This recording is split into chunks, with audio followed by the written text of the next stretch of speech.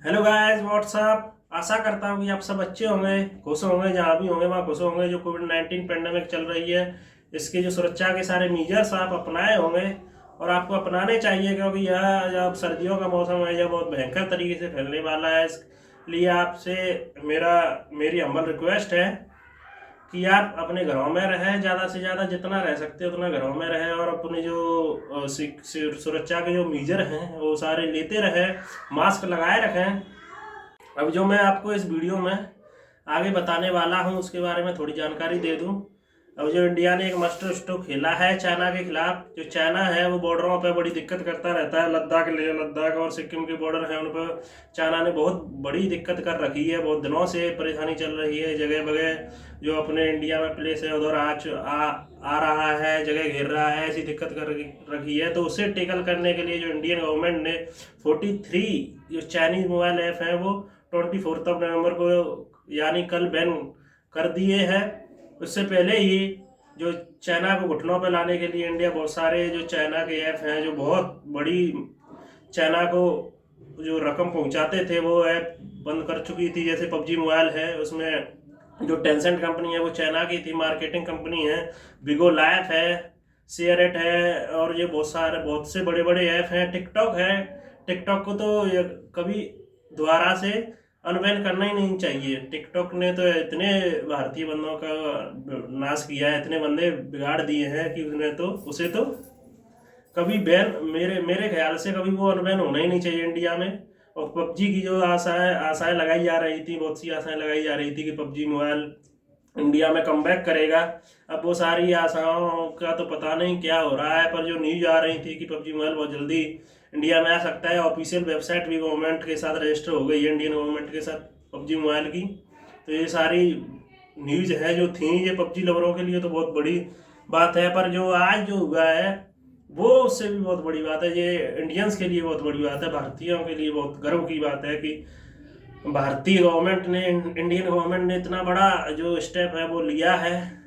यह ये कहते हैं ना, जो साहस करेजियस स्टेप्स हैं, मोदी इसी के लिए जाने जाते हैं। अपने मोदी जी हैं वो इसी के लिए जाने जाते हैं, करेजियस स्टेप्स लेने के लिए, डरते नहीं हैं।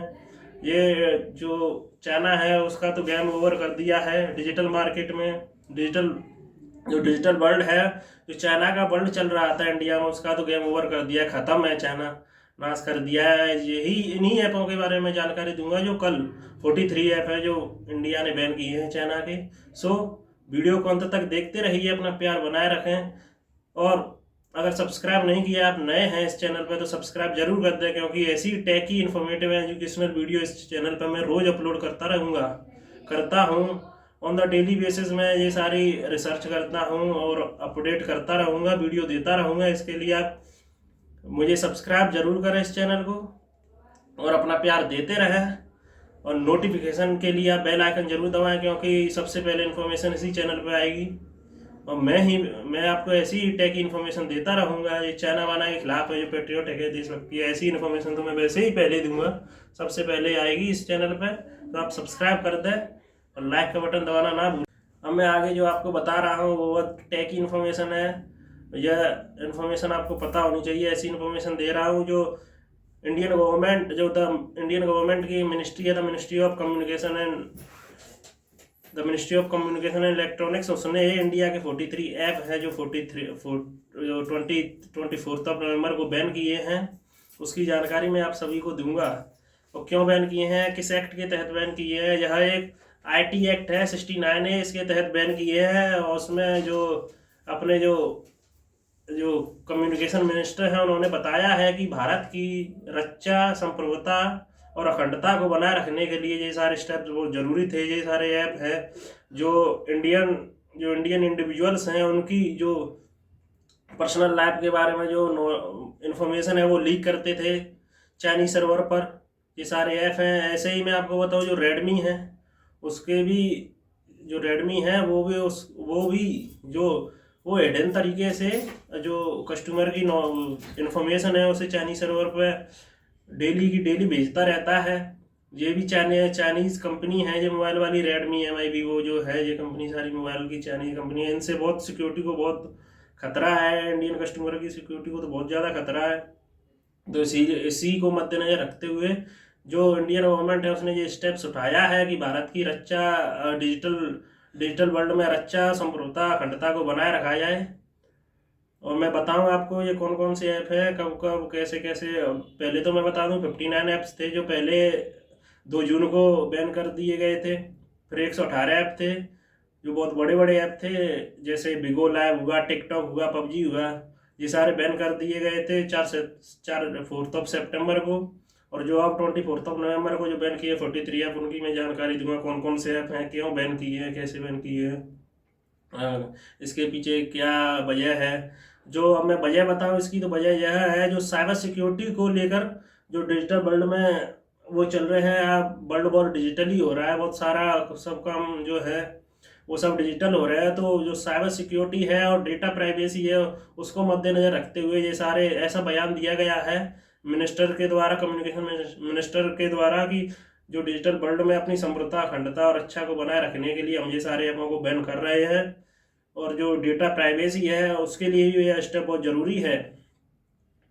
वैसे ही इंडियन गवर्नमेंट बहुत पहले से इन चीज़ों के बारे में बताने चाहती थी, और वह इन चीज़ों को इंडियन मार्केट में लाना भी चाहती थी कि डेटा प्राइवेसी बहुत ज़रूरी है। ये सारी चीज़ें उन्होंने अपने अपने अपने जो कामों की अपने अपने कुछ ऐसे स्कीम्स चला रखी हैं जिससे ये चीज़ें सारी जागरूक हों, ये चीज़ें सारी आगे आएँ और लोग जागरूक हों इन चीज़ों के बारे में। तो यही जानकारी मैं आपको दे रहा हूँ। इस जानकारी को लेने के लिए आप मेरी वीडियो को अंत तक देखते रहें, और अच्छी लगे तो लाइक का बटन ज़रूर दबाएं, और सब्सक्राइब जरूर करें, और डोंट फॉरगेट टू शेयर भी करें। यह नॉलेज सभी को पता होनी चाहिए। मैं मानता हूँ कि यह ऐसी इन्फॉर्मेशन है जो प्राउड मूवमेंट है भारतीयों के लिए, तो प्राउड मूवमेंट है ही कि जो चाइना है, चाइना के खिलाफ जो सख्त कदम उठाए जा रहे हैं, including Ali express shopping site है उसको लेकर, जो जो बहुत बड़ी शॉपिंग साइट है, बहुत ग्रोस देती है चाइना को।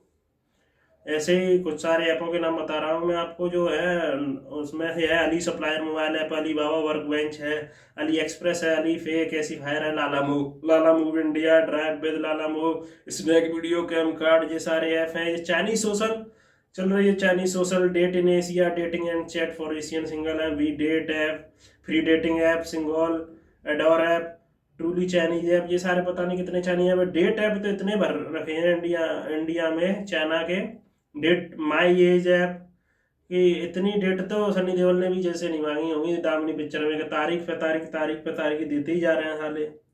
और ये इतने मुझे भी नहीं पता था इनके नाम। तो ये जो हैं ये ऐप, ये डेट ऐप हैं, ये इतने ऐपों के नाम तो मुझे भी नहीं पता था। तो इंडिया ने इन सारे ऐपों की छुट्टी कर दी है।